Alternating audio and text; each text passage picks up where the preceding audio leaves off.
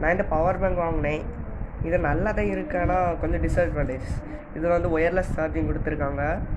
வேறு இது ஆப்பிள் ஃபோனோட சார்ஜர், USB-C டைப், மாதிரி D டைப், மாதிரி இது லேப்டாப் சார்ஜ் பண்ண முடியுது. இது இவ்வளோ கொடுத்துருக்காங்க. எத்தனை 30,000 mAh உள்ள இது பவர் பேங்க். ஆமாம், ஆனால் நான் சார்ஜ் பண்ணி பார்க்க வச்சுல 70% சார்ஜ் இருந்து. என்ன இருக்குது பட்டன், இந்த பட்டன் நமக்குலாம் எத்தனை % சார்ஜுன்னு காணிக்கும்.